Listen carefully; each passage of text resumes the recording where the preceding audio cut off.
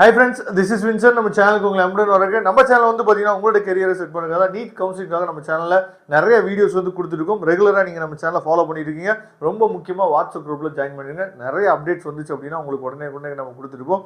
Okay, அதாவது choice lock பண்ணணுமா வேணாமா, அந்த சாய்ஸ் லாக் எப்படி பண்றது அப்படிங்கறத பத்தி தான் இந்த வீடியோ நம்ம பேச போறோம். நாளைக்கு ரொம்ப முக்கியமான நாள். ஏன்னா ஆல் இந்தியா கவுன்சிலிங்க்கு சாய்ஸ் லாக் வந்து நாளைக்கு மேக்ஸ் வந்து ஓப்பன் ஆயிடும்.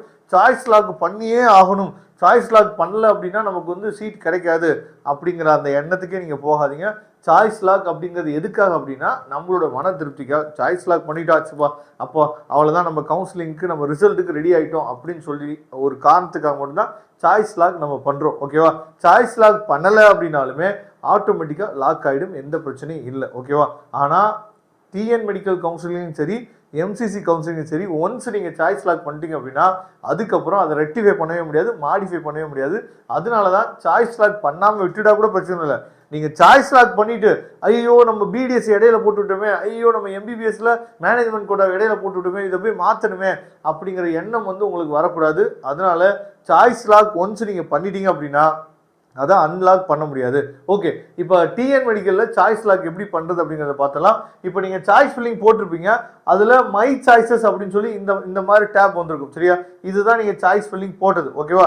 நீங்க சாய்ஸ் ஃபில்லிங் போட்ட பின்னாடி நீங்க என்ன பண்ணணும்னு சொல்லி பார்த்தீங்கன்னா, நீங்க இந்த நெக்ஸ்ட் அப்படிங்கிற பட்டனை இங்க என்ன பண்ணணும், கிளிக் பண்ணணும். நெக்ஸ்ட்ங்கிற பட்டனை நீங்க கிளிக் பண்ணீங்க அப்படின்னா நமக்கு இந்த டவுன்லோட் பண்ணக்கூடிய ஆப்ஷன் வந்து வரும். சரியா? டவுன்லோட் மை சாய்ஸஸ் இருக்குல்ல, நீங்க டவுன்லோட் பண்ணி வச்சுக்கலாம். டவுன்லோட் பண்ணிட்டு நீங்க கையில் வச்சுக்கலாம். ஏன்னா எந்தெந்த காலேஜ் என்ன ஆர்டர்ல போட்டிருக்கோம் அப்படின்னு சொல்லி நீங்க டவுன்லோட் பண்ணி நீங்க கையில் வச்சுக்கலாம். அதுக்கப்புறம் நெக்ஸ்ட் நீங்க கொடுத்தீங்க அப்படின்னா அதுதான் ரொம்ப முக்கியமான பேஜ்.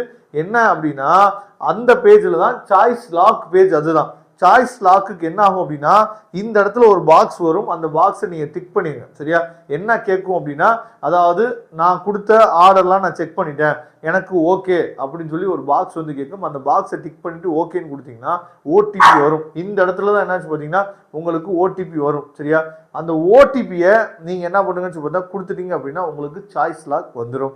சாய்ஸ் லாக் ஆயிடுச்சு அப்படின்னா நீங்க திரும்ப உங்களுக்கு அதாவது இந்த மாதிரி பேஜ் வந்து வந்துடும். இந்த பேஜ் வந்துடும். இந்த இடத்துல என்னாச்சு பார்த்தீங்கன்னா உங்களுக்கு வந்து சாய்ஸ் லாக் பண்ணியாச்சு அப்படிங்கிற இடம் வந்து இந்த இடத்துல என்னாச்சு பார்த்தீங்கன்னா இந்த இடத்துல சாய்ஸ் ஃபில்லிங் எவ்வளோ கொடுத்துருங்க, சாய்ஸ் லாக்கோட அந்த அப்டேட் எல்லாமே என்னாச்சு பார்த்தா உங்களுக்கு வந்துடும். சாய்ஸ் ஃபில்லிங் அதாவது சாய்ஸ் லாக் பண்ணியாச்சா இல்லையா அப்படிங்கிறத இந்த இடத்துல நீங்கள் தெரிஞ்சுக்கலாம். அதே மாதிரி இங்கேயும் என்னாச்சு பார்த்தா உங்களுக்கு வந்து ஷோ ஆகும், சாய்ஸ் லாக் பண்ணியாச்சா இல்லையா அப்படிங்கிறது.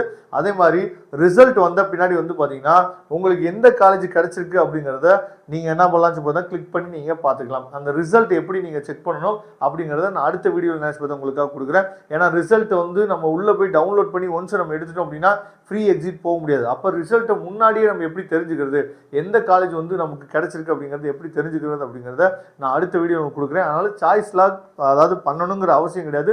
பண்ணாமல் இருந்தாலும் உங்களுக்கு ஆட்டோமேட்டிக்காக என்ன பண்ணால் சாய்ஸ் லாக் ஆகிடும். தேங்க்யூ. நம்ம நெக்ஸ்ட் வீடியோ பார்க்கலாம்.